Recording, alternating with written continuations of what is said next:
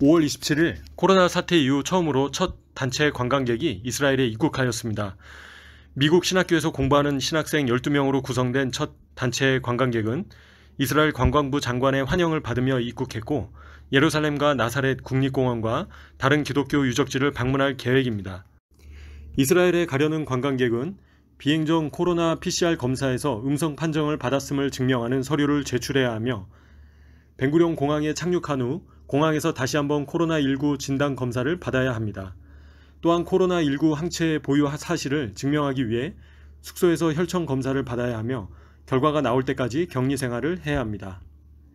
이스라엘은 지난 5월 23일부터 백신 접종을 완료한 경우에 한해 최대 30명 규모의 외국인 관광객 입국을 허용하고 있으며 내달 6월 15일까지 미국과 영국, 독일을 포함한 20개국의 관광객이 이러한 시범 프로그램에 따라 입국할 것으로 내다보고 있습니다.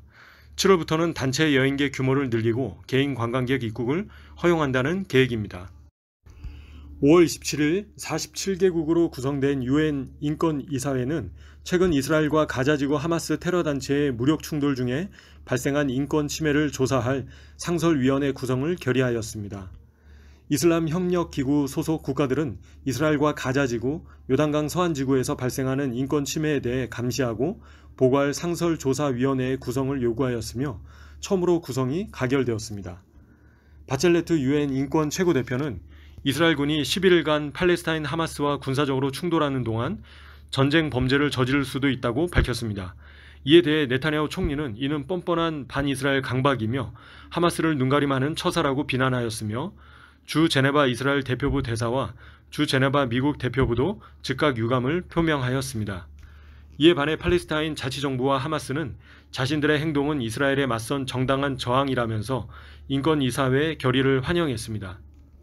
5월 25일 블링컨 미 국무장관은 서안지구 라말라에서 마무드 아바스 팔레스타인 자치정부 수반을 면담한 뒤 팔레스타인과의 관계를 격상하기 위해 예루살렘의 영사관을 다시 열려고 한다고 밝혔으며 이에 대해 네타냐후 총리는 이스라엘 영토인 예루살렘 내에 자국이 아닌 팔레스타인 영사관이 설치될 수는 없다며 강하게 반대했습니다. 또한 길라드 에르단 주미 이스라엘 대사는 성명을 통해 영사관 재개 자체는 미국이 결정할 일이지만 예루살렘은 이스라엘의 주권 영토로 이곳에 팔레스타인 영사관을 설립할 수 없다며 팔레스타인 영사관은 서안지구나 아부다비에 설치하는 것이 합당하다고 밝혔습니다. 5월 27일 목요일 아비브 코하비 이스라엘군 참모총장은 육군대학 졸업생 대상 연설에서 이스라엘군은 이번 싸움으로 교훈을 얻었다면서 군은 이미 다음 군사작전을 준비하고 있다고 말했습니다.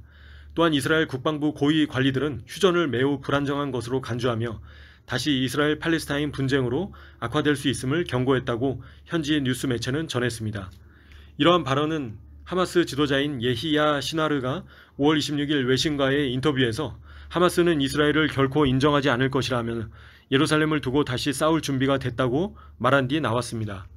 한편 이스라엘을 방문했던 블링컨 미 국무장관은 이스라엘 지도자들에게 예루살렘 동편 셰이크 자라에서 팔레스타인 가정들을 추방하는 것이 새로운 긴장과 갈등 및 전쟁을 촉발시킬 수 있다고 경고했습니다. 또한 레바논 무장정파 헤즈볼라의 최고 지도자인 하스 나슬랄라는 예루살렘과 무슬림 성지를 침입하는 행위는 지역 전쟁으로 이어질 수 있다고 경고했습니다. UN 인권이사회가 지난 이스라엘 팔레스타인 분쟁에 관해 이스라엘이 전쟁 범죄를 한 것으로 몰아가며 반이스라엘적 행보를 시작했습니다. 국제사회는 이스라엘을 압박하며 두 국가 해법을 통해 이 땅을 나누고 분쟁을 해결하려고 합니다.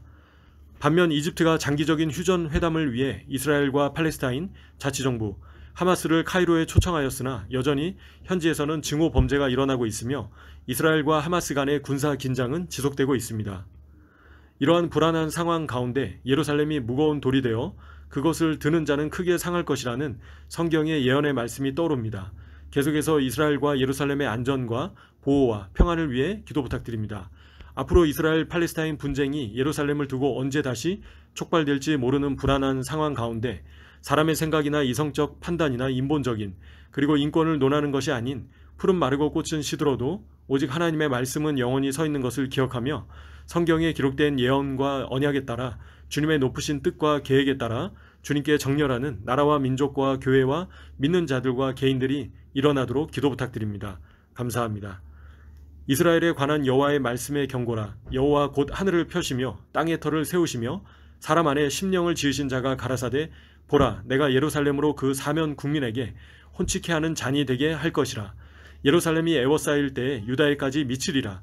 그날에는 내가 예루살렘으로 모든 국민에게 무거운 돌이 되게 하리니 무릇 그것을 드는 자는 크게 상할 것이라. 천하 만국이 그것을 치려고 모이리라.